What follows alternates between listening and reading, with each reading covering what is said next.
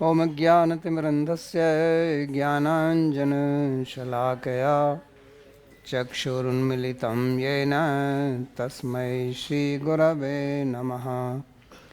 वन्देऽहं श्रीगुरोः श्रीयुतपदकमलं श्रीगुरून् वैष्णवांश्च श्रीरूपं साग्रजातं सहगणरघुनाथान्वितं तं सजीवं साद्वतं सावधूतं परिजनसहितं श्रीकृष्णचैतन्यदेवं श्रीराधाकृष्णपादान् सहगणललिता श्रीविशाखान्वितांश्च। हे कृष्णा करुणा सिन्धो दीनबन्धो जगत्पते गोपेश गोपिकान्त राधाकान्त नमोऽस्तुते। तप्त काञ्चन गौरांगी राधे वृन्दावनेश्वरी वृषभानुसुते देवी प्रणमामि हरिप्रिये। नमो महावदान्याय कृष्णा प्रेम प्रदायिने कृष्णाय कृष्णा चैतन्य नाम्ने गौरत्विषे नमः। पञ्चतत्त्वात्मकं कृष्णं भक्तरूपस्वरूपकं भक्तावतारं भक्ताख्यं नमामि भक्तशक्तिकं। श्रीकृष्ण चैतन्य प्रभु नित्यानंदा श्री अद्वैता गदाधर श्रीवासदि गौरभक्तवृंदा। हरे कृष्णा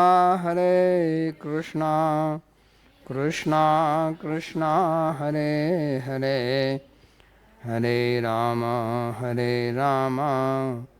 राम राम हरे हरे। जन्माद्यस्य यतोऽन्वयादितरतश्चार्थे सुभिज्ञस्वराट् तेने ब्रह्महृदायादिकवये मुह्यन्ति यत्सूरयः। तेजो वारिमृदां यथा विनिमयो यत्र त्रिसर्गो मृषा धाम्ना स्वेन सदा निरस्तकुहकं सत्यं परं धीमहि। नारायणं नमस्कृत्य नरं चैव नरोत्तमं देवीं सरस्वतीं व्यासं ततो जयमुदीरयेत्। स्वस्ति अस्तु विश्वस्य खलः प्रसीदतां ध्यायन्तु भूतानि शिवं मिथो धिया। मनश्च भद्रं भजतादधोक्षजे आवेश्यतां नो मतिरप्यहेतुकी। आप सभी का स्वागत है आज के इस गीता के प्रवचन में। और हम अध्ययन कर रहे हैं छठे अध्याय का 24वां श्लोक। तो पिछले श्लोक में भगवान ने कहा था कि किस प्रकार से व्यक्ति को निश्चय पूर्वक योग का अभ्यास करना चाहिए और अभ्यास के समय जो समस्याएं आती हैं उनसे निराश नहीं होना चाहिए, क्योंकि हमारे अंदर एक बड़ी प्रबल इच्छा रहती है जब भी हम कोई क्रिया कर्म करते हैं कि उसका फल हमको मिले। फल प्राप्ति की इच्छा बहुत प्रबल रहती है और हम चाहते हैं कि फल हमको तुरंत मिल जाए। और हमारी तो ये भी इच्छा रहती है कि हमको काम ना करना पड़े और फल मिल जाए। तो उस जैसा तो कोई आनंद ही नहीं है कि बगैर करे ही कुछ मिल जाए। इसलिए हमारे शास्त्र में कल्प वृक्ष की कल्पना की गई है कि एक ऐसा वृक्ष है, उसके नीचे आप चले जाओ, जो भी आपकी इच्छा होगी वो पूरी हो जाएगी। अब ऐसा वृक्ष किसने तो कहीं देखा नहीं है, लेकिन शास्त्र में वर्णन आता है, उसको सुन के थोड़ा मन प्रसन्न हो जाता है कि ऐसा वृक्ष हमको भी मिल जाए कहीं। तो वास्तविकता तो अलग है। वास्तविकता तो यह है कि कोई भी कार्य करने चलो तो उसमें कुछ न कुछ समस्याएं आती हैं, कुछ विघ्न आते हैं। तो उस समय हमको धैर्य से अपने उद्देश्य पर स्थिर रहना चाहिए। तो इसी के लिए भगवान ने कहा था स निश्चयेन योक्तव्यो योगो अनिर्विण्य चेतसा। तो ऐसा क्यों कह रहे हैं? क्योंकि ऐसा होता है, और विशेष तौर से आध्यात्मिक मार्ग में जब आते हैं तो होता है। आप भौतिक मार्ग में हैं तो वहाँ फिर भी व्यक्ति दृढ़ रहता है, एक चीज़ में फेल हो गया दूसरी करेगा, तीसरी करेगा। आध्यात्मिक मार्ग में थोड़ी समस्या आई तो अपना बिस्तर उठाओ, चलो, या उससे बहक कर फिर वही करने लगते हैं जो जगत में लोग करते हैं। तो इसलिए कहा निश्चय होना चाहिए। निश्चय का मतलब है कि इसमें हमें कोई संशय नहीं है। फल आ जाए, देर से आए, इस जीवन में आए, हमको यही करना है, इसको निश्चय बोलते हैं। क्योंकि दूसरा तो हमने करके देख लिया है, और उसमें दुःखमेव सर्वम विवेकिना, उसमें केवल दुख ही दुख है। तो सुख के लिए कार्य करते हैं, उसका परिणाम दुख होता है। कोई भी बुद्धिमान व्यक्ति इसको समझ सकता है, हम ना समझे वो अनाड़ी है। तो इसलिए निश्चय होना चाहिए। ये इस विषय में कोई भी संशय नहीं होना चाहिए मन में कि जो आध्यात्मिक मार्ग है इसके अलावा और कोई रास्ता है नहीं। आपको घूम फिर के यहीं आना पड़ेगा, इस जीवन में, चाहे अगले जीवन में, चाहे 100 जीवन के बाद में। क्योंकि भौतिक मार्ग में आपको स्थिर रूप से शांति, स्थिर रूप से सुख, दुख से मिश्रित ना हुआ सुख वो मिल नहीं सकता, वो है ही नहीं। और जैसा कि प्रहलाद जी असुर बच्चों को बोलते हैं कि दुख औषधम अपि दुखम, कि दुख निवारण करने के लिए आप कुछ औषधि ढूंढो, आप बीमार हो जाओ, उसकी औषधि लाओ, उसका परिणाम भी कुछ दुख ही निकलता है, उससे कुछ और आता है। तो कोलेस्ट्रॉल की दवाई लो तो उससे कुछ और समस्या खड़ी हो जाएगी। तो जो सही उसका इलाज है, जो सही औषधि है, वो ये आध्यात्मिक भक्ति का मार्ग है। क्योंकि इसमें फिर आप भौतिक जगत और भौतिक शरीर दोनों से मुक्ति हो जाती है, और तभी वास्तविक सुख की प्राप्ति होती है। तो उसको करने के लिए हमारी मानसिक स्थिति कैसी होनी चाहिए, उसी के लिए भगवान अगले 2 श्लोक बोलते हैं। तो श्लोक नंबर 24 में कहते हैं संकल्प प्रभवान कामं त्यक्त्वा सर्वान् अशेषतः मनसैव इंद्रिय ग्रामं विनियम्य समन्ततः। संकल्प से उत्पन्न होने वाली सभी कामनाओं को पूर्णतः त्याग कर केवल मन के द्वारा समस्त इंद्रियों को सभी और से पूर्णतः वश में कर लेना चाहिए। और फिर कहते हैं शनै शनैर उपरमेद बुद्ध्या धृति गृहीतया, आगे वाला श्लोक है। तो ये महत्वपूर्ण श्लोक है। भगवान करुणा करके हमको बता रहे हैं कि किस प्रकार से हमको आध्यात्मिक मार्ग पर निश्चयपूर्वक, निराशा प्राप्त ना करते हुए धैर्य से कार्य करना चाहिए। तो वो एक प्रक्रिया बताते हैं। क्योंकि जब हम प्रक्रिया को समझ लेते हैं, एक तो ये है कि हम बगैर समझे किसी कार्य को करे जा रहे हैं तो हमको पता नहीं कि हम ठीक कर रहे हैं गलत कर रहे हैं, और एक उसकी प्रक्रिया को समझ लेना। तो यहाँ बहुत महत्वपूर्ण और बहुत संक्षेप में भगवान कहते हैं संकल्प प्रभवान कामान। तो हमारी समस्या का मूल जो है वो काम है। पहले ही कहा उन्होंने, तीसरे अध्याय में भी, काम एष क्रोध एष रजोगुण समुद्भव महाशनो महापापमा विद्धि एनम यह वैरिणम, कि यही हमारा वैरी है, यही हमारा शत्रु है। कामनाएं, जो भौतिक कामनाएं, और कामनाएं दो ही हैं, मेरे को सुख प्राप्त हो और दुख प्राप्त ना हो, और तो कुछ है नहीं। बाकी तो जो जितनी भी कामनाएं हैं वो इन्हीं दो के लिए हैं। कामनाएं तो अनेक प्रकार की हैं, कामनाओं का कोई अंत नहीं है। गर्मी लग रही है, एसी चलाओ, बिजली चलेगी, जनरेटर चलाओ, लेकिन उसका अंत क्या है? सुख प्राप्त करना। तो वही असली इच्छा है। और जैसे मैंने कहा कि भौतिक सुख ये अनित्य है, क्षणिक है, और इसके साथ में कुछ ना कुछ समस्या खड़ी होती है।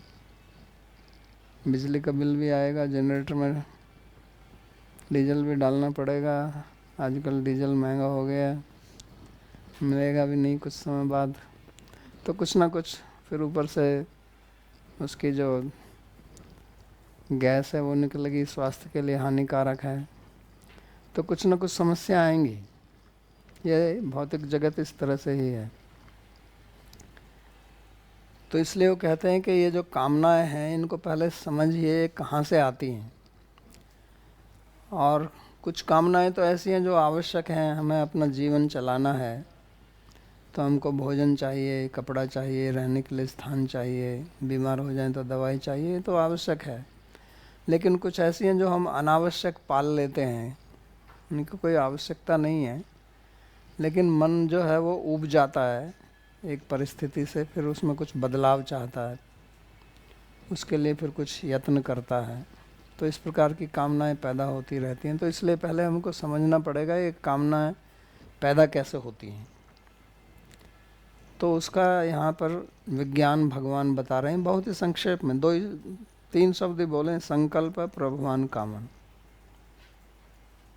सूत्र है ये। तो संकल्प से कामना पैदा होती है। संकल्प क्या है उसको समझना होगा। तो होता क्या है कि हमारी इंद्रियां हैं, और इंद्रियों से हम बाह्य जगत का अनुभव करते हैं,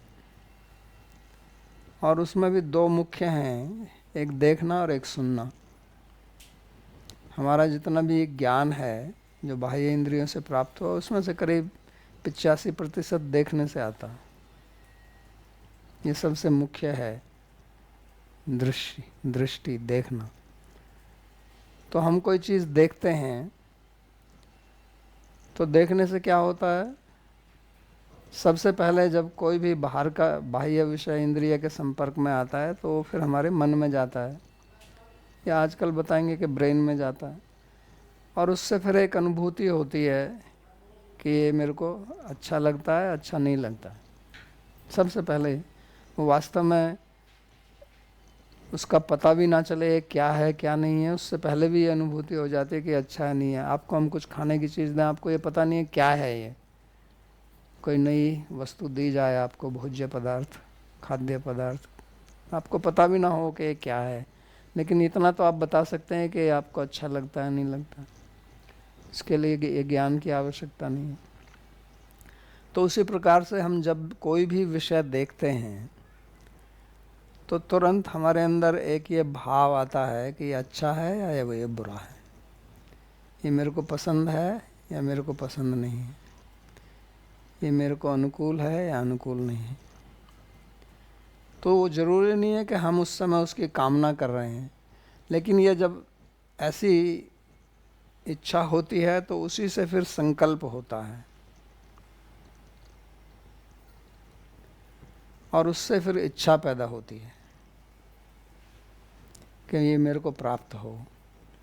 या अगर वो अच्छी नहीं है तो इच्छा होती है कि इससे मैं कैसे बचूं, मेरे को ये नहीं चाहिए। तो कामनाएं इसी से ही आती हैं। और ये आवश्यक नहीं है कि हम किसी विषय को देखें, हमारी इंद्रियां विषय के संपर्क में आएं, तभी हमारे अंदर कामना हो। हमारे मन में एक स्फूर्ति भी हो सकती है किसी विषय की, और वो स्फूर्ति या तो किसी अनुभूत विषय की हो सकती है जिसका पहले हमने अनुभव किया हुआ है अपने जीवन में, और अनुभव नहीं भी किया हुआ तो सुना हुआ हो सकता है उस विषय के बारे में, या देखा हो, आजकल वीडियो है, टेलीविज़न है, उस पर देखा हुआ है, तो उसका हमको अनुभव नहीं है लेकिन सुना है और दूसरे उसकी प्रशंसा कर रहे हैं, कुछ विज्ञापन है उसके बारे में, तो उसकी बैठे बैठे अचानक मन में एक स्फूर्ति आ जाती है। उस समय वो विषय हमारे सामने नहीं है लेकिन उसकी स्फुरना होती है। तो उसके बाद में फिर संकल्प होता है कि अच्छा है, फिर कामना होती है, और कामना होती है उसके बाद में फिर प्रयत्न करते हैं कि ये मेरे को प्राप्त करना है, इसलिए उसकी योजना बनाते हैं। कामना के बाद में योजना कि कैसे इसको प्राप्त किया जाए, फिर उस पर योजना को फलीभूत करने के लिए हम क्रिया करते हैं। तो इस प्रकार से हम चलते हैं। तो इसलिए जो विषय हमको ऐसे संकल्प पैदा कराते हैं और ऐसी इच्छाएं देते हैं जो हमारे उद्देश्य के प्रतिकूल हैं, तो उनसे हमको बचना चाहिए यथासंभव। और अगर हम उनसे बच नहीं रहे हैं तो इसका मतलब क्या है कि हमारे उद्देश्य में हमारा निश्चय परिपूर्ण नहीं है, कुछ है कुछ नहीं है। हम चाहते भी हैं लेकिन दूसरी तरफ भी हमारा मन फंसा हुआ है। तो ये विश्लेषण हमको स्वयं करना होगा, क्योंकि हमारा जो समय है, हमारा जो जीवन है वो सीमित है और हमारी शक्ति सीमित है। और जैसे हमारी आयु बढ़ती जाती है और युवावस्था के बाद में जब हम वार्धक्य की तरफ बढ़ते हैं तो हमारी शक्ति भी क्षीण होने लगती है। हमारे अंदर उस प्रकार की विचार शक्ति, शारीरिक शक्ति नहीं रहती है। तो इसलिए हमें ये सोचना है कि हम अपने समय का किस प्रकार से सदुपयोग करें ताकि हम अपने उद्देश्य को प्राप्त कर सकें। और यहीं पर हम प्राय करके स्थिर हो जाते हैं, अपनी बुद्धि का प्रयोग नहीं करते हैं, क्योंकि हमारा अपने मन के ऊपर नियंत्रण नहीं है, इंद्रियों के ऊपर नियंत्रण नहीं है, तो हम उनके प्रभाव में आकर बह जाते हैं। तो इसलिए भगवान यहाँ हमको समझा रहे हैं कि इसको समझिए। पहले भी वास्तव में ये बात पहले भी कह चुके हैं, वो इसी अध्याय में भी उन्होंने पहले कहा था, शायद 6ठे श्लोक में कहा था कि संकल्प कुछ छोड़कर नहीं असन्यस्त संकल्पो योगी भवति कश्चन, कि जब तक आप संकल्प नहीं छोड़ेंगे तो आप योगी नहीं बन सकते हैं। दूसरे अध्याय में भी कहा था यही बात, संगात संजायते काम। काम कैसे होता है? संग से, आसक्ति। तो जो विषय हमने देखा, जो अच्छा लगा, उसमें अगर हमारी आसक्ति है तो फिर संकल्प पैदा होगा। आसक्ति नहीं है तो छोड़ देंगे। ऐसे बहुत चीज़ें हमको अच्छी लगती हैं लेकिन हमारे उनके प्रति हम संकल्प नहीं करते हैं क्योंकि हमारी उनमें आसक्ति नहीं है। और आसक्ति हो भी, हम अगर विचार करें अपनी बुद्धि से कि भाई ये हमारे उद्देश्य के प्रतिकूल है, तो भी हम उसके प्रति संकल्प नहीं करते हैं। तो इस प्रक्रिया को समझना बहुत आवश्यक है, क्योंकि इसको अगर हम नहीं समझेंगे तो फिर हम विषयों के प्रति आकर्षित होके उनके प्रभाव में आ जाते हैं और फिर हम अपने उद्देश्य से पतित हो जाते हैं। अपने मार्ग से भी ना पतित हों तो हम अपना जो कीमती समय है उसको हम व्यर्थ करते हैं। और वो भी एक इसी प्रकार से है कि जैसे आप कहीं गंतव्य स्थान पर जा रहे हैं, आप सही हाईवे पर हैं, लेकिन गाड़ी को रोककर कहीं कुछ दृश्य देखने लगें, तो आप अपने मार्ग से पतित नहीं हुए हैं, आप मार्ग से भ्रष्ट नहीं हुए हैं, लेकिन मार्ग पर चल भी नहीं रहे हैं। और जैसा मैंने कहा कि हमारा समय सीमित है, तो इसलिए उसको ध्यान में रखते हुए हमें बहुत सावधान रहना है। फिर दूसरा क्या होता है कि जब संकल्प होता है संसार में, तो हम क्या सोचते हैं, उसकी अच्छाई के बारे में ही सोचते हैं। उसका दुष्परिणाम क्या होगा ये संकल्प के समय नहीं आता है। किसी युवक का किसी स्त्री में मन लग जाए या किसी स्त्री का युवक में मन लग जाए, तो वो केवल यही सपना देखते हैं कि इसके साथ में मेरे को कितना आनंद आएगा, कैसे आनंदपूर्ण जीवन हम बिताएंगे। यही रहता है ना, सबके साथ यही होता है। उनका संकल्प होता है, कामना होती है और उसी में रहते हैं, लेकिन उनको ये पता नहीं है कि जब साथ में रहेंगे तो दूसरी क्या समस्याएं खड़ी होंगी। तो वो विचार आता ही नहीं है। क्यों नहीं आता है? वो उसको भी तो आना चाहिए, क्योंकि अगर वो विचार आएगा तो संकल्प खत्म हो जाएगा आपका। और ये विचार आता नहीं है, ये कोई ज़्यादा आश्चर्य की बात नहीं है। अगर दूसरा कोई समझाए भी कि नहीं ये गलत है, आप इसमें कष्ट उठाएंगे, ये आपके लिए अनुकूल नहीं है, तो भी हम नहीं सुनेंगे। ये एक और भी आश्चर्यजनक चीज़ है, क्योंकि अगर हमने दूसरे की सलाह ले ली तो हमारी कामना, हमारा संकल्प खत्म हो जाएगा और हमारी उसमें आसक्ति रहती है, तो उसको हम छोड़ नहीं पाते। कोई व्यापार करता है, व्यापार करने की योजना बनाता है, तो वो यही देखता है कि इस व्यापार से मेरे को कितना लाभ होगा। वो ये नहीं देखता है कि व्यापार करने में क्या क्या समस्याएं आती हैं। दूसरे से जाके पूछेगा नहीं कि तुम ये व्यापार कर रहे हो, वो केवल यही देखेगा कि इस व्यापार से इसको कितना लाभ हो रहा है, उसकी कितनी समस्याएं आ रही हैं, या कितने लोग हैं जो घाटे में जाते हैं। बहुत लोग हैं जो व्यापार आरंभ करते हैं, फिर 1-2 साल में उनका कुछ नहीं होता, छोड़ देते हैं। तो उनको कोई नहीं सोचेगा, उनसे कोई सलाह नहीं लेगा।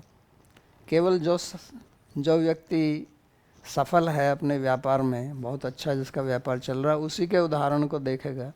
और उसके उदाहरण को देखते समय भी ये नहीं देखेगा कि इसके अंदर कितनी समस्याएं हैं।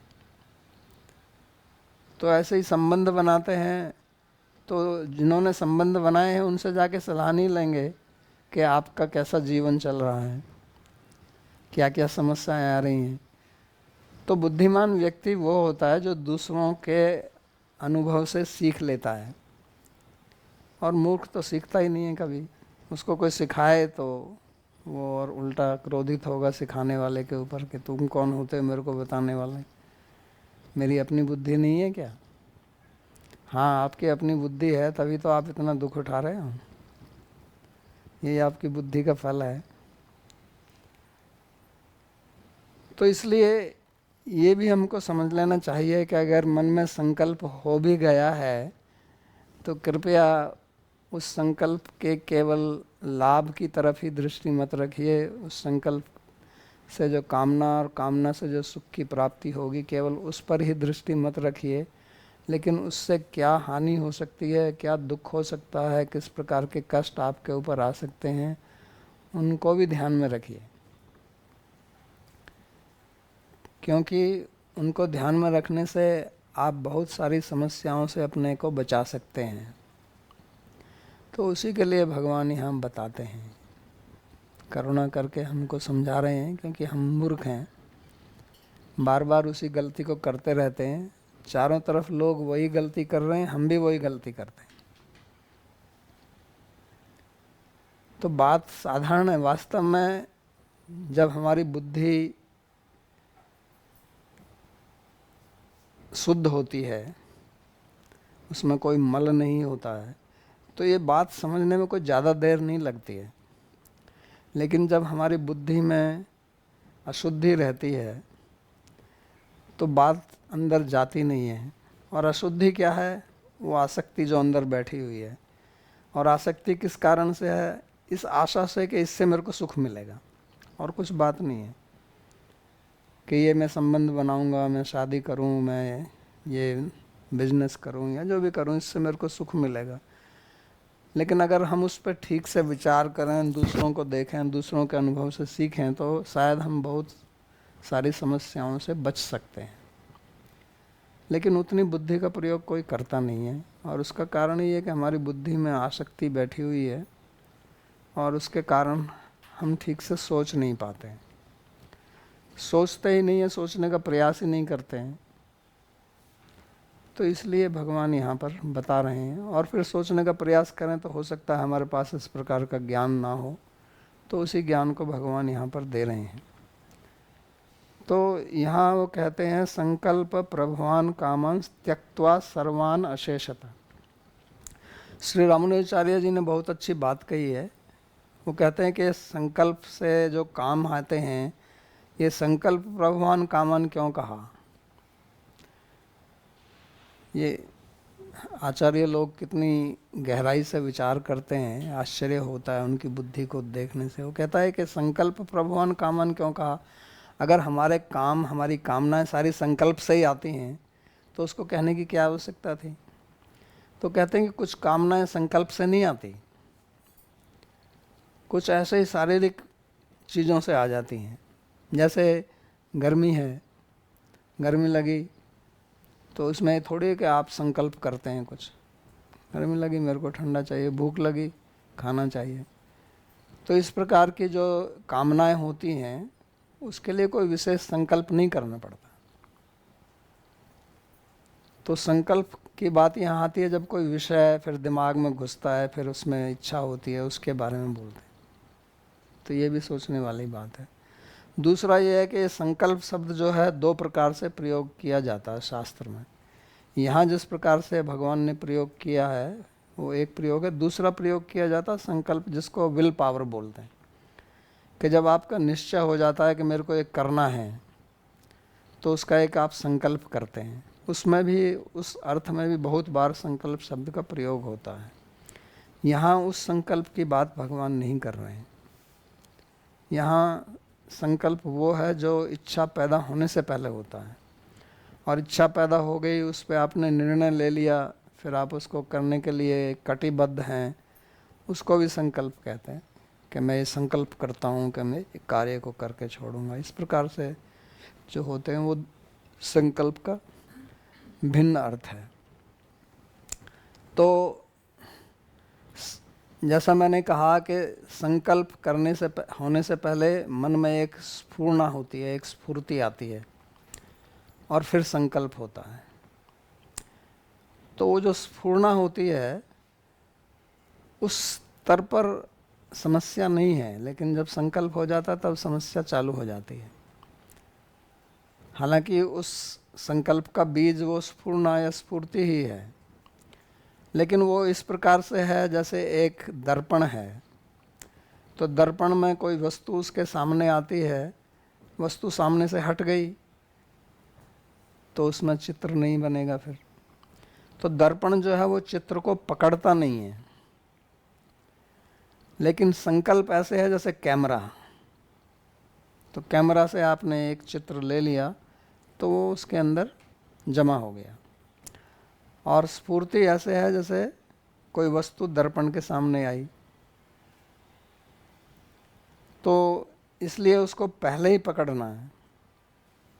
ये भेद मैं क्यों बता रहा हूँ, क्योंकि जब एक बार अंदर उसका चित्र बन जाता है तो उस स्थिति पर उससे पीछा छुटाना और कठिन होता है। स्फूर्ति के समय अगर हम उसको छोड़ दें तो वो आसान है। तो ये दो अलग अलग स्तर हैं, तो इसको भी समझना आवश्यक है। तो यहाँ भगवान कहते हैं कि सर्वान त्यक्त्वा। तो सर्वान त्यक्त्वा माने सब कामनाओं को छोड़ के। सब कामना मतलब जितनी भी भौतिक कामनाएं हैं, इनको सबको छोड़ के, और विशेष तौर से जो संकल्प से पैदा हुई हैं उनके बारे में बोल रहे हैं। लेकिन सर्वान कहने के बाद भी वो कहते हैं अशेषता, पूर्ण रूप से। तो इसका मतलब हुआ कि आप उनको छोड़ रहे हैं लेकिन थोड़ा पकड़ के भी रखे हुए हैं। अंदर उसकी एक इच्छा भी चल रही है, उस पर आप क्रियान्वित ना भी कर रहे हो, लेकिन अंदर बीज रूप में पड़ा हुआ है वो, तो अशेषतः का मतलब है कि उसके बीज भी ना रहें आपके अंदर, क्योंकि बीज रहेगा तो कभी ना कभी वो प्रस्फुटित हो जाएगा, जैसा होता है अनेक बार, क्योंकि अंदर बीज रहता है। बहुत ऐसा देखने में आता है ना कि कोई व्यक्ति है, बहुत सालों तक वो अपनी साधना में लगा हुआ है, लगता है कि बहुत अच्छा भक्त है, साधक है, बहुत बड़ा योगी है, फिर देखते हैं कुछ समय बाद वो पथभ्रष्ट हो गया। तो ऐसा क्यों होता है? तो पहले तो लगता था कि उसने अपनी सारी कामनाएं छोड़ दी हैं, वो कोई भी इस प्रकार की क्रिया नहीं कर रहा था जिससे लगता था कि ये अच्छा योगी नहीं है, अच्छा भक्त नहीं है। तो उसने सर्वान कामान त्यक्त्वा ये तो था, लेकिन अशेषता नहीं था, पूर्ण रूप से नहीं छोड़ा था, उसके अंदर कुछ बैठा हुआ था और उसकी उसने विवेचना नहीं की, और वह फिर थोड़ा प्रस्फुटित हो गया। जब उसको हवा पानी, जैसे बीज होता है ना, तो जब उसको हवा पानी और समय मिलता है तो फिर अंकुरित हो जाता है, और समय पर ही अंकुरित होता है। कुछ चीज़ें हम देखते हैं जैसे पुनर्नवा है हमारे खेत में, हमारे जो जीवा फार्म है, तो गर्मी में ही आता है, और बथुआ है वो सर्दी में ही आता है, और उसको कोई बोते नहीं है हम कभी भी, वो बीज अंदर ही पड़े रहते हैं, कभी दिखते भी नहीं है। तो बथुआ अपने आप ही उगता है सर्दी में, लेकिन सर्दी में ही उगता है, गर्मी में नहीं उगता। तो बीज तो उसके उस समय भी है, क्योंकि हम तो डालते नहीं हैं। और पुनर्नवा जो है वो गर्मी में ही आता है, तो इसलिए उसका अपना समय भी है। तो इसी प्रकार से अंदर संस्कार बैठे हुए हैं, तो उनकी अगर हम विवेचना नहीं करेंगे, अगर हम अपने चित्त को ठीक से देखेंगे नहीं, तो वो फिर कभी भी, उनको जब समय मिलेगा वो प्रस्फुटित होकर बाहर आएंगे। फिर दूसरों को बड़ा आश्चर्य होता है, अरे इसके बारे में तो ऐसा हमने कभी सोचा ही नहीं था कि ये भी ऐसा कर सकता है। तो इसलिए बहुत सावधानी रखनी है। उसी के लिए भगवान यहाँ कहते हैं कि अशेषतः, यही अशेषतः कहने का अर्थ है कि हमें कभी भी ऐसा अभिमान नहीं करना चाहिए कि मैं तो बहुत अच्छा साधक हूँ और नियम का पालन करता हूँ, क्योंकि जब तक हमारा ये शरीर है, हमें पता नहीं है कि हमारे चित्त में किस प्रकार के संस्कार बैठे हैं और कब उद्भूत हो जाएं वो।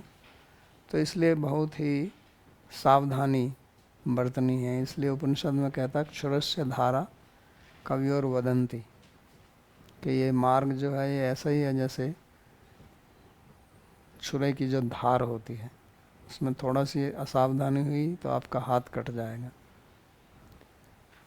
तो उसी के लिए भगवान कहते हैं अशेषतः। और इनको कैसे फिर नियम करना है, तो कहते हैं मनसा एव इंद्रिय ग्रामम विनियम्य समन्ततः। तो इंद्रियों को मन से नियंत्रण में लेना है, क्योंकि इंद्रियां जो है वो बगैर मन के कुछ नहीं कर सकती। अगर आपका मन कहीं और लगा हुआ है तो आपकी आंखों के सामने कोई विषय आ जाए वो आपको दिखेगा नहीं, आपके कान में कोई ध्वनि चली जाए वो आपको सुनाई नहीं पड़ेगी, आपके शरीर को कोई स्पर्श कर दे आपको पता ही नहीं चलेगा। तो इसलिए मन के बगैर इंद्रियां जो हैं वो पंगु हैं। और इसका ये भी अर्थ है कि इन इंद्रियों को हम मन के द्वारा नियंत्रण में करें। तो इसलिए वो कहते हैं मनसा एव। एव का मतलब इसका और कोई उपाय नहीं है, आप खाली अपनी इंद्रियों को फोड़ लें, जैसा कहते हैं कभी आँख फोड़ ली सूरदास ने या बिल्वा मंगल ठाकुर ने या जिसने भी, तो आँख फोड़ने से थोड़ी कुछ होगा विषय, वो तो मन आपका अंदर बैठा हुआ है। तो इंद्रियों को मन से नियंत्रण में करना है, इंद्रियों को विकल नहीं बनाना है, इंद्रियों का विनाश नहीं करना है, उनका उपयोग में लाना है। तो इसलिए इंद्रिय ग्रामम, ग्रामम माने उनका जो समूह है। और पहले भी भगवान ने कहा इंद्रियाणि पराण्याहु इंद्रियभ्य परम मन, कि इंद्रियों से मन श्रेष्ठ है। श्रेष्ठ मतलब ये उनको नियंत्रण में कर सकता है। और समन्ततः है, उनको चारों तरफ से नियंत्रित रखना है। ऐसा नहीं है कि 6 दिन नियंत्रण में रखेंगे और रविवार है आज तो चलो छुट्टी का दिन है। नहीं, इंद्रिय नियंत्रण रखने का मतलब उनको खाली नहीं छोड़ना है, उनको अवसर नहीं देना है, नहीं तो वो बलवान हो जाएंगे। बलवान इंद्रिय ग्रामो विद्वान समपि प्रकर्षति। इंद्रिय ग्राम, इंद्रियों का समूह बहुत बलवान है, बड़े बड़े विद्वान को भी भ्रष्ट कर देती हैं।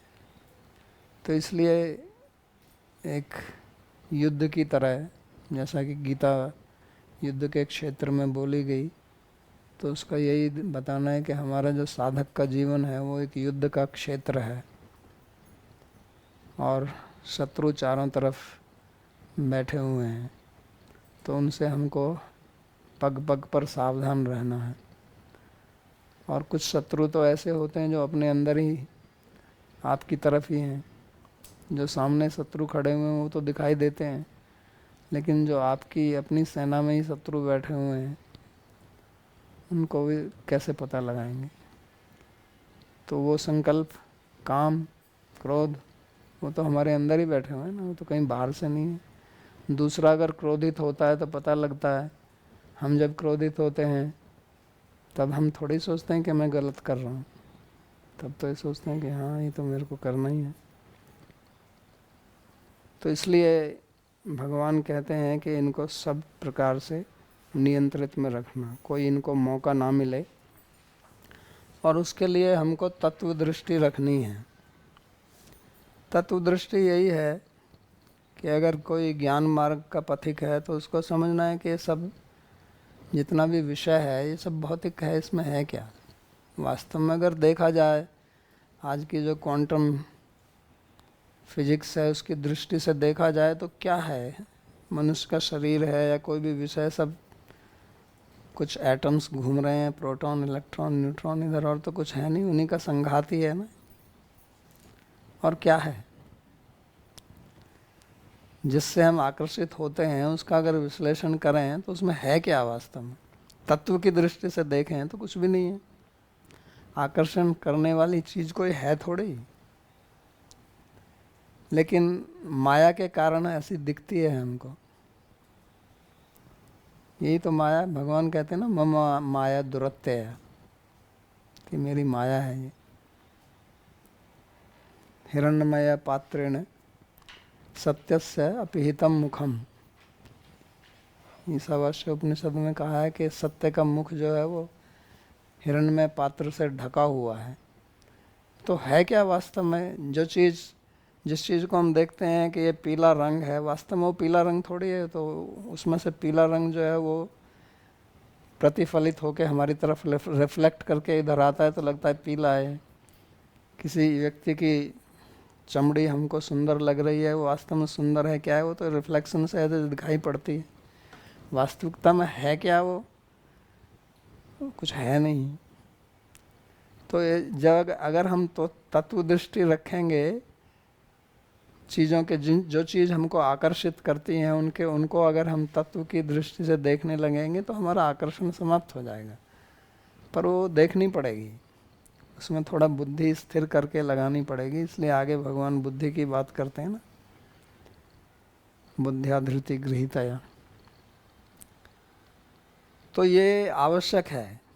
ये जो सांख्या की फिलॉसफी, सांख्य दर्शन का वर्णन आप भागवत पढ़े, बार बार क्यों आता है, गीता में भी भगवान बताते हैं इसके बारे में, या सृष्टि के बारे में।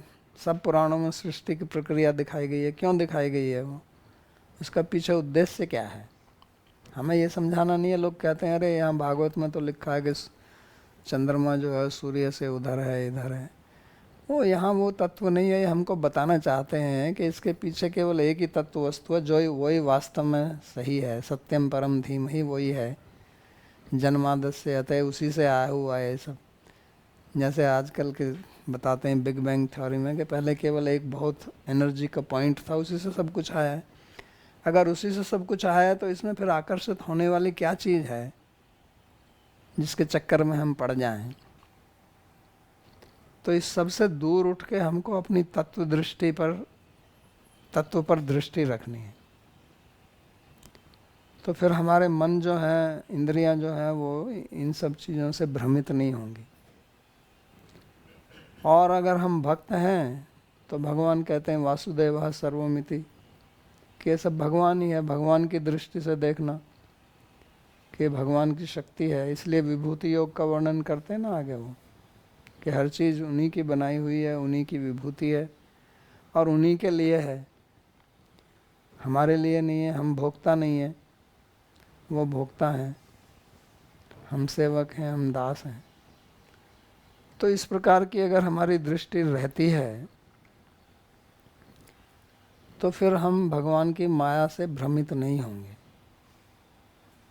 तो इसलिए वो कहते हैं कि मामेव ये प्रपद्यन्ते माया मिताम तरन्ते।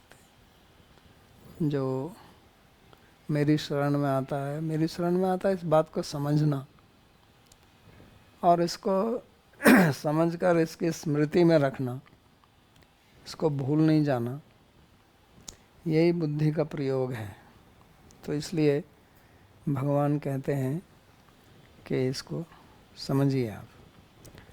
और फिर आगे वाले श्लोक में बोलते हैं कि शनै शनैरुपरमेद बुद्ध्या धृति गृहीतया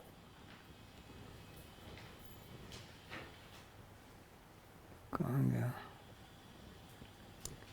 आत्मसंस्थम मनः कृत्वा न किंचिदपि चिंतयेत्।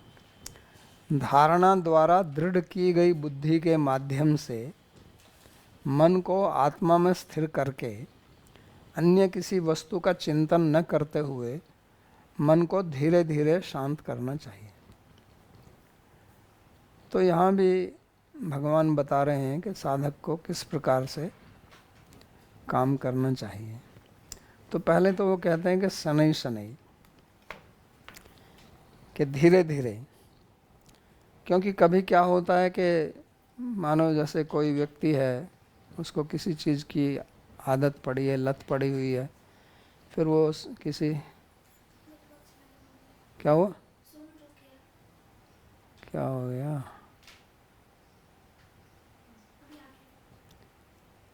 तो कभी कभी होता है ऐसे कि किसी व्यक्ति की कुछ आदत पड़ी हुई है बहुत वर्षों से, कोई चीज़ खाने की या पीने की, फिर वो किसी साधु के साथ में संग करता है, वो कहता है कि नहीं इसको छोड़ दो। तो उसको छोड़ने के लिए वो एकदम से छोड़ता है, लेकिन वो एकदम से छोड़ना होता नहीं है, क्योंकि उसका पुराना संस्कार जमा हुआ है। तो इसलिए उसको धीरे धीरे कम करता जाए कि पहले मैं अगर इतना इसका सेवन करता हूँ एक दिन में, तो अब उसका 10% कम कर दूँ, 20% कम कर दूँ। तो जो चीज़ छोड़नी है उसको धीरे धीरे छोड़े, जो बढ़ानी है करनी है उसको भी धीरे धीरे बढ़ाए। तो फिर क्या है कि हमारा शरीर, हमारी इंद्रियां, उनमें विकार पैदा नहीं होगा। क्या इंटरनेट की समस्या है क्या?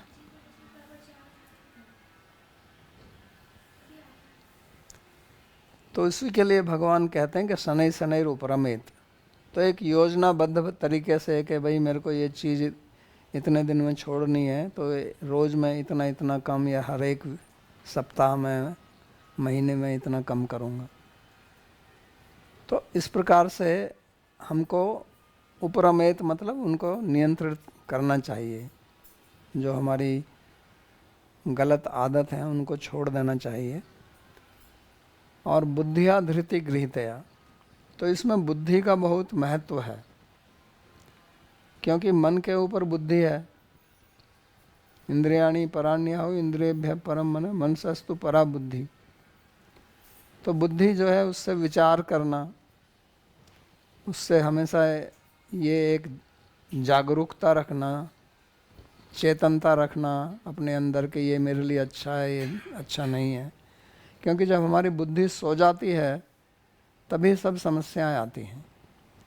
तो उस बुद्धि को हमेशा जागृत रखना। बुद्धि सोई तो गए। जैसे यहाँ कभी कभी सड़क के ऊपर लिखा हुआ है ना कि सावधानी हटी दुर्घटना घटी। तो सावधान रहना, सावधान नहीं है हम तो दुर्घटना हो जाएगी। तो ये हाईवे पर लिखा रहता है, लेकिन हमारा जीवन भी एक वो यात्रा है। तो यहाँ भी अगर हम सावधान नहीं रहेंगे तो दुर्घटना हो जाएगी। तो सावधानी किससे रखनी पड़ती है? बुद्धि से। और बुद्धिया धृति गृहीतया, और वो बुद्धि जो है वो उसमें धैर्य रखना, निश्चय बना के। ये नहीं कि थोड़ी देर कर लिया उसके बाद में फिर कुछ और विचारधारा आ गई। तो ये आवश्यक है बुद्धि का प्रयोग। क्योंकि साधन करने में पहले हमारी रुचि नहीं रहती है जब हम साधन आरंभ करते हैं, और रुचि ना रहने के कारण उसमें हमारा मन ठीक से लगता नहीं है, या हम उससे ऊब जाते हैं, उकता जाते हैं। तो उस समय हमको अपनी बुद्धि का प्रयोग करना पड़ेगा, और उसमें श्रद्धा की बहुत आवश्यकता है। अगर हमारी श्रद्धा रहेगी तो बुद्धि का उपयोग करेंगे हम, और बुद्धि से हम समझेंगे कि ये मेरे लिए अच्छा है। तो उसी के लिए धृति गृहीतया, उसमें धैर्य की बड़ी आवश्यकता है। अगर हम धैर्य नहीं रखेंगे तो फिर हमारा मन जो है वो प्रभावशाली हो जाएगा। तो हमें ये निश्चय करके रखना है। धैर्य का क्यों आवश्यकता है? क्योंकि वो जो पहले कहा ना कि एक प्रकार से हमारी इच्छा रहती है कि हमको फल जो है वो जल्दी प्राप्त हो जाए, हमें तुरंत ही सिद्ध बन जाए। तो होता नहीं है ऐसे, तो इसलिए धैर्य रखना है। हम ऐसी कहानियाँ भी सुन सकते हैं दूसरों को कि उनको एक दिन में सिद्धि मिल गई, इस तरह के। उस किसके साथ में क्या होता है वो ज़रूरी नहीं है कि हमारे साथ में ऐसा हो। और उनके पूर्व जन्म का हमको पता नहीं है, उन्होंने पूर्व जन्म में कितनी प्रकार की साधना की होगी, तो वो हमें ज्ञान नहीं है। तो इसलिए धैर्य रखना बहुत आवश्यक है, और वहाँ पर श्रद्धा और बुद्धि दोनों का उपयोग काम में आता है। नहीं तो साधन में रुचि नहीं है और दूसरी चीज़ों में हमारी रुचि रहती है, फिर जिसमें रुचि रहती है वहाँ मन लग जाता है, तो साधन जो है वो फिर स्थिर हो जाता है। तो जो गुरु से हमको साधना प्राप्त है उसमें मन लगाकर धैर्य से निश्चयपूर्वक हमें लगे रहना चाहिए। उसी से हमारा कल्याण होगा, और दूसरी चीज़ों से हमको ज़्यादा प्रभावित नहीं होना चाहिए। उपरमेत शब्द का प्रयोग किया यहाँ पर भगवान ने। उपरमेत का मतलब क्या होता है कि न राग न द्वेष, उसको उपराम बोलते हैं। नहीं तो क्या होता है कि जो चीज़ हम छोड़ना चाहते हैं उससे हम द्वेष करने लगते हैं, और जो लोग उन क्रियाओं को कर रहे हैं जिनको हम छोड़ रहे हैं उनसे हम द्वेष करने लगते हैं, उनका हम मजाक उड़ाते हैं या उनको हम नीचा दिखाते हैं। तो ये दिखाने का मतलब है कि हमारा भी इसमें राग है, अभी हमारी आसक्ति इसमें बनी हुई है। तो इसलिए हमको ना राग करना है ना द्वेष करना है। यह देखने में आता है कि जब कोई किसी मार्ग पर चलता है तो फिर वो दूसरों को चाहता है कि वो भी इसी मार्ग पर आएं, और उनको हमेशा अपनी तरफ खींचता है, उनके मार्ग में दोष दिखाना चाहता है।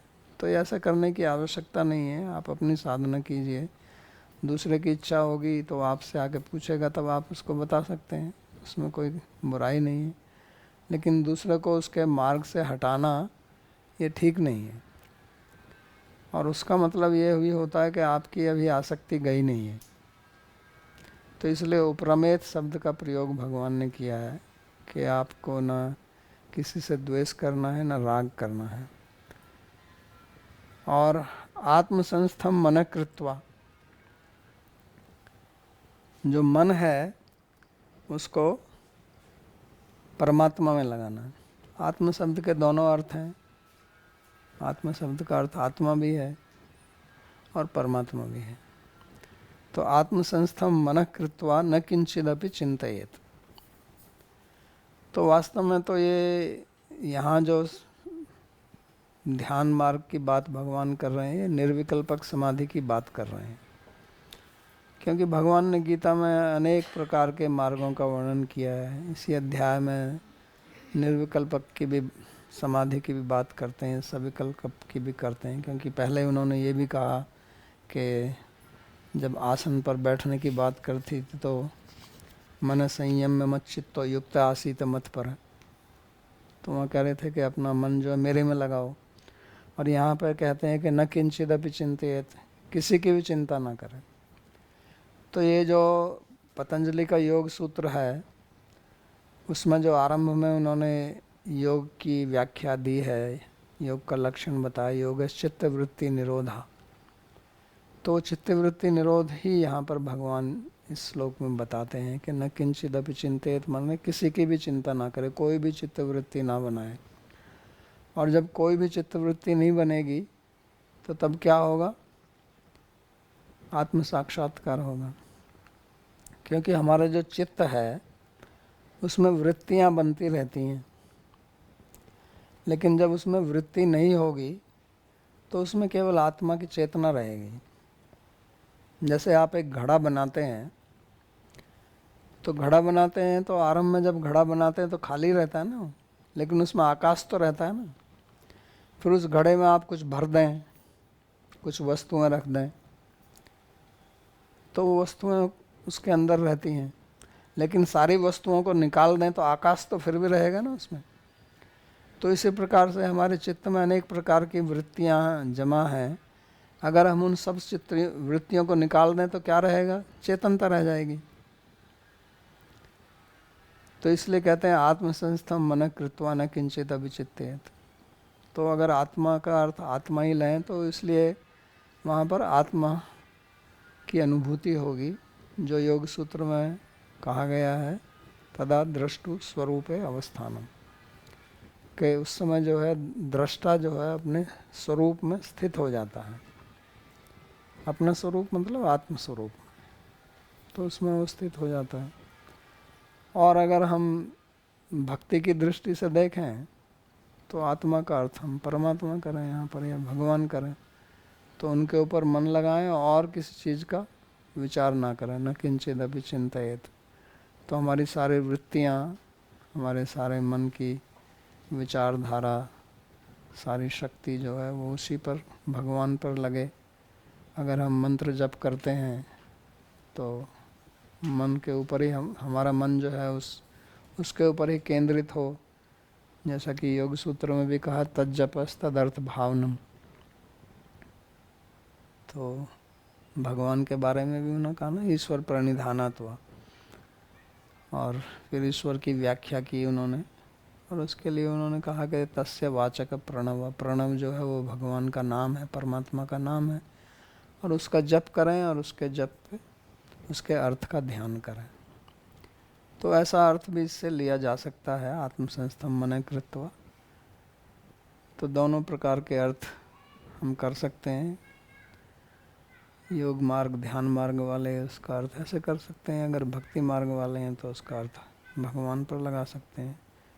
तो किसी और वस्तु का चिंतन ना करते हुए केवल आत्मा या परमात्मा का ही चिंतन करना, मन को उसी में लगाना, तो यही योग की स्थिति है। तो इसी को युक्त कहते हैं। इसी को उन्होंने कहा था कि इसको योगी, और यहाँ पर ही दुख संयोग वियोग जो पहले कहा था वैसी स्थिति में व्यक्ति पहुँचेगा। तो यही भगवान की यहाँ पर शिक्षा है ध्यान के लिए, और इसको हमको अपने जीवन में उतारना चाहिए। अपनी साधना करते समय इन चीज़ों का ध्यान रखना चाहिए ताकि हमारा मन भटक ना जाए, हमारी इंद्रियां हमको विषयों में ना खींच के लगा दें, तभी हम अपने गंतव्य स्थान पर पहुंचेंगे। तो आज का प्रवचन यही समाप्त करते हैं। किसी का कोई प्रश्न हो तो पूछ सकता है।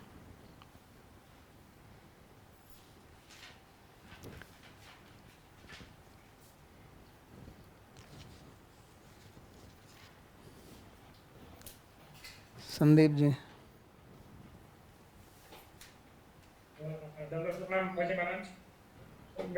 छोटा सा प्रश्न था ये, अगर स्फूर्ति भी इच्छा के बाद आती है और संकल्प भी इच्छा के बाद में आता है, तो स्फूर्ति और संकल्प में डिफरेंस कैसे पता करें, और मतलब ताकि स्फूर्ति पे हम उसे रोक सकें। श्रुति स्फूर्ति स्फूर्ति स्फूर्ति। नहीं नहीं, स्फूर्ति तो पहले आती है। सबसे पहले होती है स्फूर्ति किसी विषय की। स्फूर्ति ऐसे समझे जैसे बिजली कौंधती है ना आकाश में, तो ऐसे एक विचार आ जाता है आपके मन में अचानक, और फिर उस विचार को जब आ जाता है फिर वो आपको अच्छा लगता है, तो जब अच्छा लगता है फिर संकल्प आता है, और फिर संकल्प से इच्छा कहा। मतलब इच्छा स्फूर्ति के बाद आती है। हाँ जी। अच्छा, मुझे स्फूर्ति, लगा कि स्फूर्ति यहाँ मैं विषय की स्फूर्ति कर रहा हूँ। स्फूर्ति तो एक सामान्य शब्द है। स्फूर्ति आपके अंदर इच्छा हो रही है, उसको आप कह सकते हैं इच्छा की स्फूर्ति हुई मेरे को। लेकिन यहाँ जिस अर्थ में मैंने स्फूर्ति का प्रयोग किया वो विषय के लिए है कि आप जैसे बैठे हुए हैं अपने कमरे में अकेले, अचानक आपके मन में आ जाएगा चलो बाज़ार चलते हैं, तो एक स्फूर्ति होती है बाज़ार के विषय की कुछ की। चलो बाज़ार चलते हैं तो पहले बाद में आएगा, पहले एक स्फूर्ति आती है अंदर, फिर इच्छा होती है कि चलो बाज़ार चलते हैं, तो वो है स्फूर्ति यहाँ पर।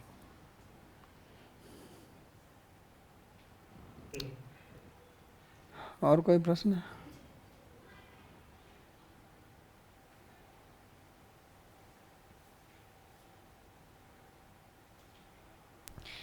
राम जी का प्रश्न है, पिछली कक्षा में आपने बताया था कि आत्मबोध यानी मैं आत्मा हूँ सत्व गुण में होता है। लेकिन मेरा प्रश्न यह है कि जो ज्ञानी व्यक्ति जो ब्रह्म में लीन होना चाहते हैं, उनकी साधना का जो अंत है, क्या वह गुणों में रहती है यानी सत्व गुण में, या फिर निर्गुण अवस्था तक पहुँचती है? जो व्यक्ति ब्रह्म में स्थित होते हैं, क्या उनकी यह अवस्था भी निर्गुण है या वह गुणों में आती है? निर्गुण अवस्था है, लेकिन भागवत के मत में वो निर्गुण अवस्था केवल अपने आप नहीं होती है, वो भक्ति की सहायता से ही होती है। ऐसा स्पष्ट रूप से भागवत में भी है, और हमारे गोस्वामी ग्रंथों में तो बहुत स्पष्ट रूप से इसका विवेचन किया गया है कि ब्रह्म साक्षात्कार या मुक्ति जो है वो भक्ति के बगैर संभव नहीं है। और उसका कारण यही है कि जो आपको आत्मज्ञान है या और जो जितने भी ज्ञान है वो सात्विक ही हैं, सत्वात् संजायते ज्ञानम।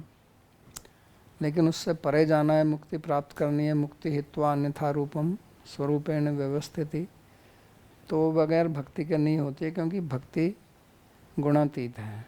इसलिए भक्ति की आवश्यकता सबको पड़ती है, चाहे कोई कर्म योगी है, चाहे ज्ञान योगी है, चाहे ध्यान योगी है।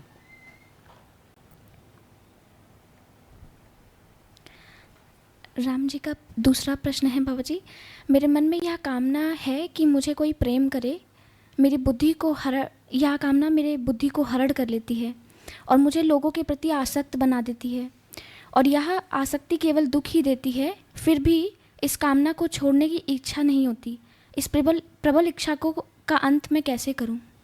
क्योंकि आपको अभी ये अनुभव नहीं हुआ है कि इससे दुख आता है, ये केवल आप ऊपरी मन से कह रहे हैं। जिस दिन आपको ये ठीक से समझ में आ जाएगा कि इस इच्छा से केवल मेरे को दुख ही प्राप्त होता है, तो उस दिन आप छोड़ देंगे उसको। जैसे एक तो मैं आपसे कहूँ कि आग में उंगली मत डालो, आपको कष्ट होगा, और एक आपने उंगली डाली हुई है और आपको कष्ट हुआ है, तो फिर आप सोचेंगे नहीं कि मैं दोबारा से उंगली को आग में डालूं। तो इसलिए उसका अनुभव आपको है नहीं, और ये प्राय करके ऐसा ही होता है कि हम अनुभव से सीखते हैं, और कभी तो अनुभव से भी नहीं सीखते हैं, प्राय करके लोग सीखते नहीं हैं, और दूसरों की शिक्षा से कोई सीख ले ये तो परम सौभाग्य की बात है। तो अभी आपको ये अनुभव है नहीं कि दूसरा आपको प्रेम करे उससे कितना दुख आता है। आप इसका बार बार चिंतन कीजिए, और जो दूसरों के प्रेम में पड़ के दुखी हैं उनका संग कीजिए, तो आपको पता चलेगा और आपकी बुद्धि थोड़ी स्थिर हो गई। पुरुषोत्तम जी, कृपया अपना प्रश्न पूछिए। बुद्धि और धैर्य बताया। बुद्धि वही धैर्य है कि धैर्य बुद्धि से अलग है? और धैर्य और धृति दोनों सिनोनिमस है? धैर्य धृति तो सिनोनिमस है, लेकिन वो बुद्धि का गुण है। बुद्धि का गुण धैर्य है। ओके। बाबा जी, मेरा एक प्रश्न है। आपने बताया कि मन किसी एक परिस्थिति में नहीं रहता है और ऊब जाता है, इसलिए हम बदलाव की ओर भागते रहते हैं। तो मेरा ये प्रश्न है कि यह जानकर भी इस चक्र से कैसे निकलें कि मन एक स्थिति से दूसरी स्थिति में भागता रहता है? किस चक्र से? कि एक स्थिति में है, फिर मन कहता है दूसरी स्थिति में तो पहुँचे। बता रहे हैं ना, आत्मसंस्थम मन कृत्वा। मन को आत्मसंस्थम, आत्मा में लगाओ, भगवान में लगाओ, नहीं तो भागता ही रहेगा, उसका गुण है। आगे यही तो प्रश्न आएगा ना, चंचलम ही मना कृष्ण प्रमाथ ही बलवदृढ़। मन तो चंचल है, चंचलता होती रहती है उसमें, इधर उधर तरंगें उठती रहती हैं। लेकिन जब विचार करेंगे तो आपको पता चलेगा कि तरंग तो वास्तव में कुछ है नहीं। जैसे समुद्र में तरंग आती है ना, तो तरंग क्या समुद्र से अलग है? तो तरंग बंद हो जाए तो समुद्र शांत है। लेकिन ऊपर जब हवा चलती है तो तरंग उठती हैं, या चंद्रमा खींचता है जल को तो तरंगें उठती हैं। बाबा जी, मेरा एक और प्रश्न है। आपने बताया कि कामना के जो बीज हैं वो हमारे चित्त में पड़े रहते हैं और किसी एक स्पेसिफिक स्थिति पे प्रकट होते हैं। यदि अगर हमें पता चल जाए कि हमारे अंदर किसी निश्चित कामना के बीज हैं, तो उन बीजों को कैसे हटाएं? क्योंकि ऐसा लगता है कि कामनाएं आती हैं, हम किसी तरीके से उन्हें हटाने का प्रयास करते हैं, परंतु बीज को नहीं हटा पाते। तो उनको हटाने का प्रयास यही है कि बीज क्या है, उनमें आसक्ति रहती है ना हमारी। तो उसको यही चिंतन करना है कि इससे मेरे को कोई लाभ नहीं है, इसी को दृढ़ करना है, दृढ़तर भूमि बनानी है। जो पहले उन्होंने प्रश्न किया ना, राम ने कि दुख होता है फिर भी छोड़ते नहीं, वो उसकी भावना दृढ़ नहीं है। जब वो दृढ़ हो जाएगी और निश्चय हो जाएगा ना कि ये तो दुखी है, सर्वम दुखम एव विवेकिना। विवेकी ने कहा ना कि विवेकी लोगों के लिए सब दुखी है, दूसरों के लिए, अविवेकी के लिए दुख नहीं है ना, उसके लिए तो बड़ा आनंद है। इसलिए शादी करते हैं तो बैंड बाजा बजाते हैं। वास्तव में तो बैंड बाजा किस लिए बज रहा है? उसका बैंड बजेगा अभी, बाद में तो उसी का बैंड बजता है ना। उस दिन तो आप संगीत बजा का बैंड बजाते हैं, बाद में जिंदगी भर उसका बैंड बजता है।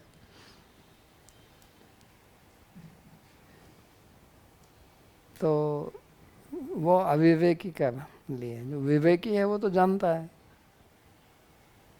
तो इस चक्कर में पड़ता नहीं है।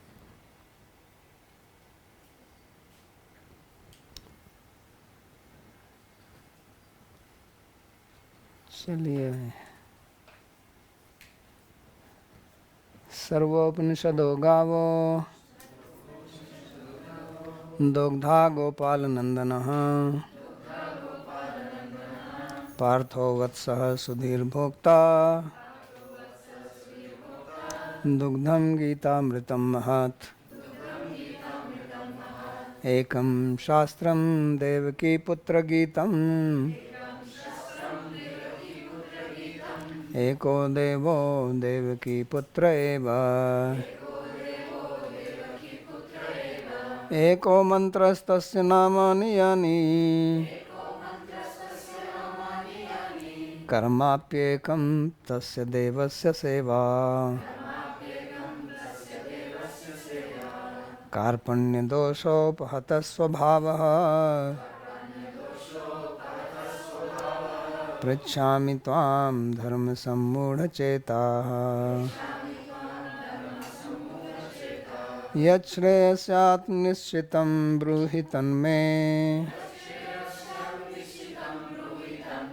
शिष्यस्तेऽहं साधिमां त्वां प्रपन्नम्।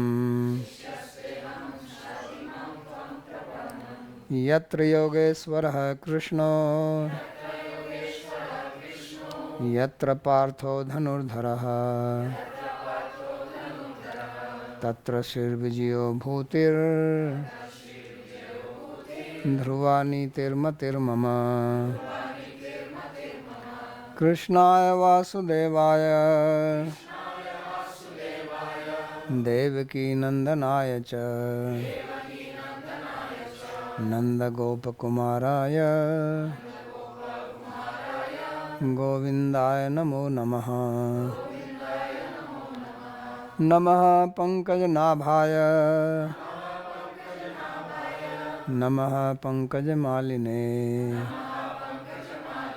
नमः पंकजनेत्राय नमस्ते पंकजंघ्रये। भवे भवे यथा भक्तिः पादयोस्तव जायते तथा कुरुष्व देवेश नाथस्त्वं नो यतः प्रभो। नाम संकीर्तनं यस्य सर्वपापप्रणाशनं प्रणामो दुःखशमनस्तं नमामि हरिं परम्। हरि ओम तत्सत्।